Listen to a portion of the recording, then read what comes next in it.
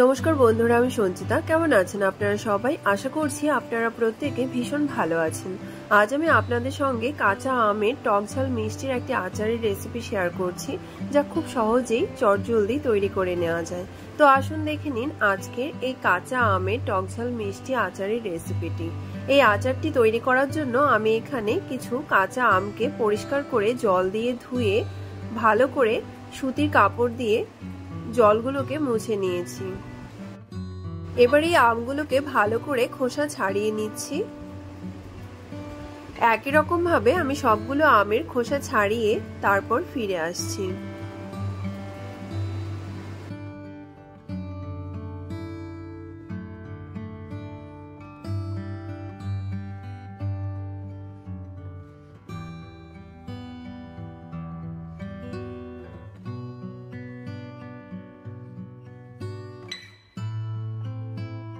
এখানে আমার সবগুলো আমের খোসা ছাড়িয়ে নেওয়া হয়ে গেছে।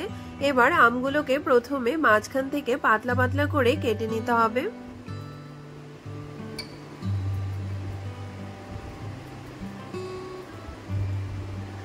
এবার লম্বা করে কেটে নিলে আমগুলো সুন্দর সরু সরু হয়ে যাবে।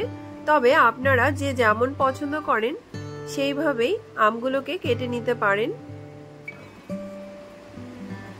আমি এখানে একই রকম ভাবে সবগুলো আমকে কেটে নিচ্ছি।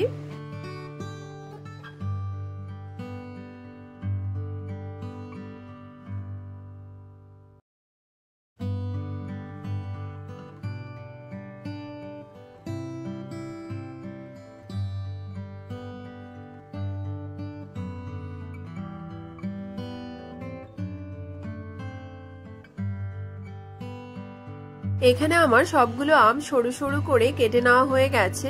এবার গ্যাসে একটি কড়াই বসিয়ে দিয়েছি। কড়াই হালকা গরম হয়ে এলে এতে দিয়ে দিয়েছি 5টি শুকনো লঙ্কা, দিয়েছি 2 চামচ মৌরি, আর দিয়েছি 1 চামচ পাঁচফোড়ন। এবার এই মশলাগুলোকে ভালো করে ভেজে নিতে হবে। মশলার থেকে যখন সুন্দর গন্ধ বেরোবে তখন এই মশলাগুলোকে নামিয়ে একটি পাত্রে ঠান্ডা করে নেব। মশলাগুলো ঠান্ডা হয়ে গেলে মশলাগুলোকে গুঁড়ো করে নিতে হবে। এবার ওই একই কড়াইয়ে দিয়ে দিয়েছি কেটে রাখা আমগুলোকে।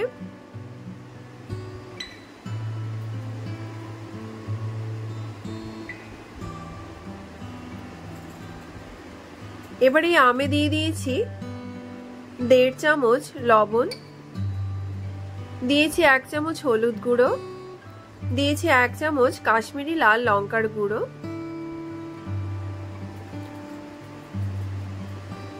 আর এখানে দিয়েছি 1.5 বাটি চিনি।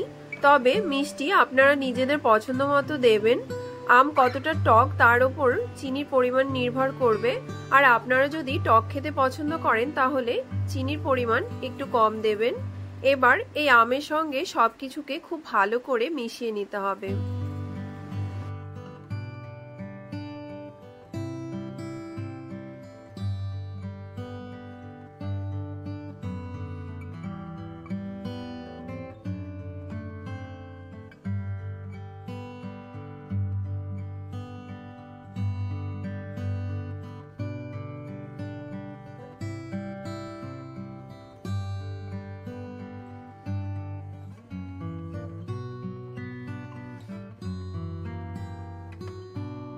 এখানে সবকিছু সুন্দরভাবে মিশিয়ে নেওয়া হয়ে গেছে। এবার একটি ঢাকা দিয়ে 5 মিনিটের জন্য সেদ্ধ হতে দিতে হবে আমগুলোকে। এখানে 5 মিনিট পর ঢাকা তুলে নিয়েছি। এখানে আমগুলো সুন্দরভাবে সেদ্ধ হয়ে গেছে। এবার চিনি আর আমের থেকে যে জল বেরিয়েছে এই জলকে গ্যাসের ফ্লেমকে বাড়িয়ে দিয়ে শুকিয়ে নিতে হবে।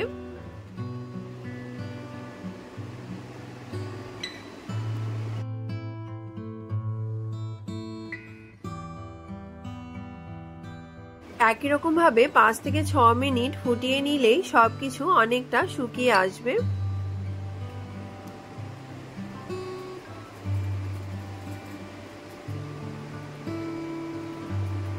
এখানে সবকিছু অনেকটা ঘন হয়ে এসেছে।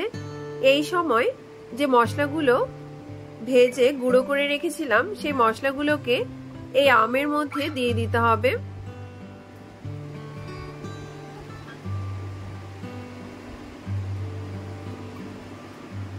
দিয়ে ভালো করে সবকিছুকে মিশিয়ে নিতে হবে। সবকিছু মিশিয়ে নিয়ে 2 থেকে 3 মিনিট ফুটিয়ে নিলেই কাঁচা আমের টকঝাল মিষ্টি আচার একদম তৈরি হয়ে যাবে। তো বন্ধুরা, যারা যারা কাঁচা আমের টকঝাল মিষ্টি আচার খেতে পছন্দ করেন তারা এই রেসিপিটি একবার ট্রাই করবেন। আশা করছি আপনাদের ভালো লাগবে। এই আচারটি খেতে এতটাই সুস্বাদু হয় যে শুধু মুখে খেতে বা ভাত বা পরোটার সঙ্গে খেতেও ভীষণই ভালো লাগে।